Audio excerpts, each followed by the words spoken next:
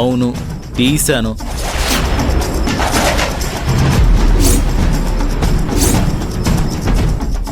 అయితే ఏంటే? అయినా నువ్వెవరివే నన్ను అడగడానికి? ఏంటే అన్నావంటే చంప పగిలిపోతుంది. నువ్వు నన్ను రా అనొచ్చు, నేను మాత్రం నేను ఏమీ అనకూడదు. నీ వెద వేషాలు మీ అమ్మ దగ్గర చూపించు, నా దగ్గర కాదు. మర్యాదగా డబ్బులు ఎందుకు తీసావో అది చెప్పు. అవి నా పెళ్ళాం డబ్బులు, నేను తీసుకున్నాను. అది నా ఇష్టం. అయినా అడగడానికి నువ్వెవరు? రే, అవి ఆడపిల్ల ఫీజు డబ్బులు. ఈడియట్.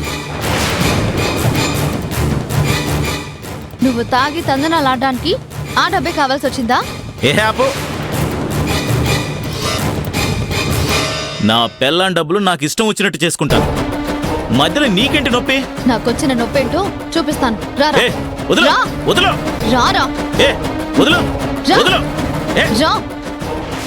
రా. వదిలు.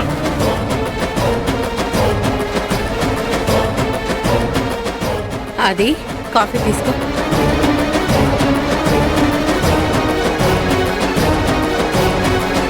పవి లేచిందా సీతమ్మ? టాబ్లెట్స్ వేసుకుందా? వేసుకుందా అది? ఏ, వదిలు. రారా. ఏ, రారా. వదిలు. రా. అయ్యో,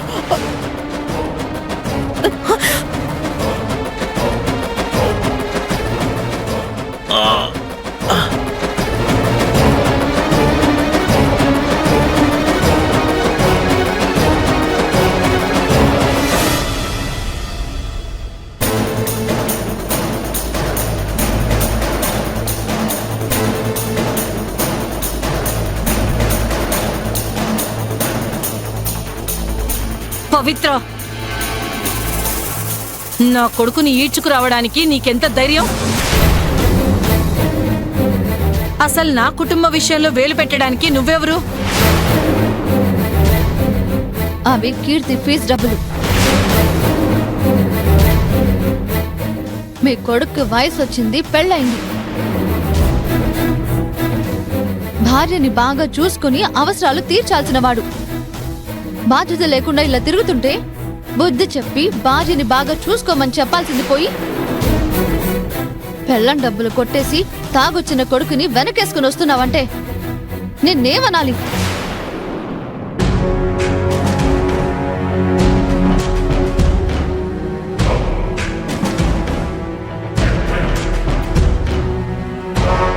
కీర్తి, నన్ను అర్థం చేసుకో.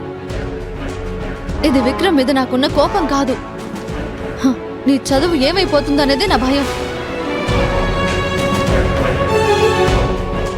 ఇవాళ నీకు ఫీజుకి లాస్ట్ డేట్, అది మిస్ అవ్వకూడదని నాకు టెన్షన్.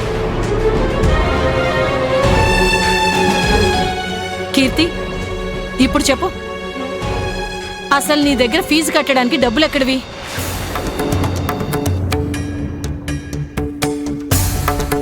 చెప్పు కీర్తి, నీకా డబ్బులు ఎక్కడివి? మావే తెచ్చిచ్చారత్తయ్య.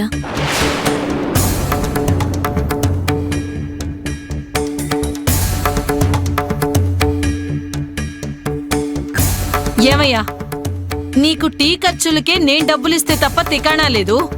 నీకెక్కడివయ్యా కోడలికివ్వడానికి డబ్బులు? చెప్పవయ్యా.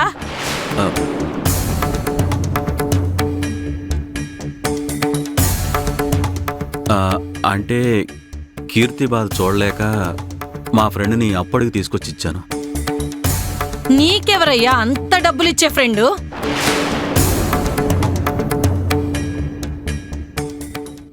నిజమే చెప్తున్నావా? అవునే, నిజమే.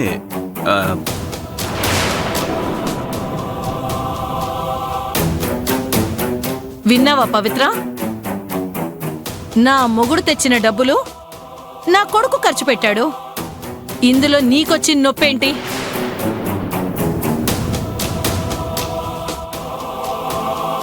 వాసుకి కొడుకు మీద ప్రేమ ఉండడంలో తప్పులేదు, కానీ తప్పుల్ని కూడా వెనకేసుకొచ్చి సపోర్ట్ చేసేంత ప్రేమ ఉండకూడదు. నా కొడుకు, నా ప్రేమ, నా ఇష్టం. ఏంటి నీ ఇష్టం? ఏంటి నీ ఇష్టం? నా ఇష్టమే కదా అని మూర్ఖంగా మాట్లాడుతున్నావు అత్తయ్య. కానీ అది నా చెల్లెలి ఫీజు డబ్బులు. వాటితో ఈ రాస్కెల్ తాగొచ్చాడు. వాటి తాట తీయాల్సింది పోయి సమర్థిస్తున్నారా?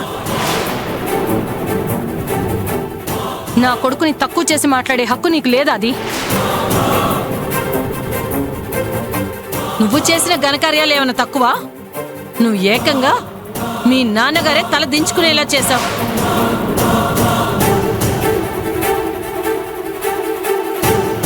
ఇదిగో పవిత్ర, నేను గట్టిగా చెప్తున్నాను, ఇది నా కుటుంబ వ్యవహారం. నా మొగుడు డబ్బులు, నా కోడలి ఫీజు. దీంట్లోనే కాదు, ముందు ముందు ఇంకే విషయంలో అయినా సరే నువ్వు తల దూర్చావో మర్యాదగా ఉండదు.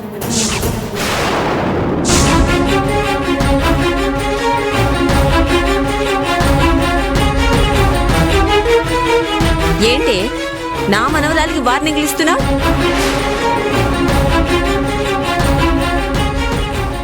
అసలు ఆ డబ్బులు ఫణీంద్రకి ఇచ్చింది నా మనవరాలు.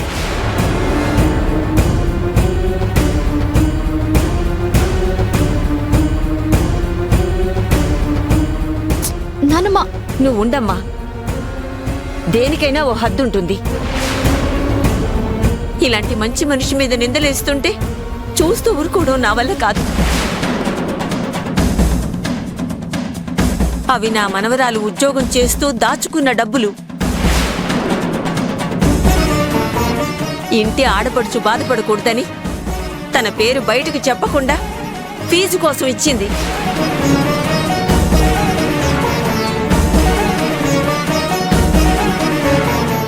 నీ కొడుకు తప్పుని ఎండిగట్టడం చేత కాకపోతే నోరు మూసుకొని ఉండు, అంతేకాని నా మనవరాలి మీద నిందలు వేస్తుంటే చూస్తూ ఊరుకునేదే లేదు.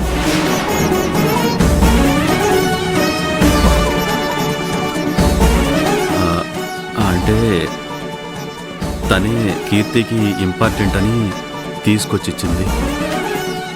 చిచ్చి, అవి నీ డబ్బులా? నీవని తెలుసుంటే అసలు వాటిని తాకేవానే కాదు. ఛీ, ఛీ. భార్య దగ్గర డబ్బులు దొంగతనం చేసే నీచుడివి ఏంట్రా వాగుతున్నావు? అది ఆగు.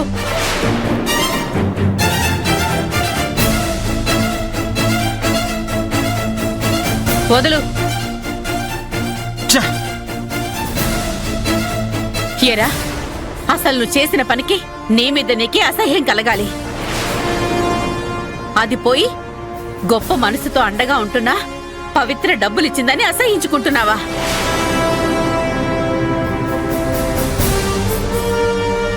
మా చక్రవర్తి అన్నయ్య వాకింగ్కి వెళ్ళాడు కాబట్టి సరిపోయింది. లేదంటే నువ్వు దొంగతనం చేశావని, పవిత్రని అసహించుకున్నావని తెలిసిందంటే ఏకంగా బయటికి శ్రేసేవాడు.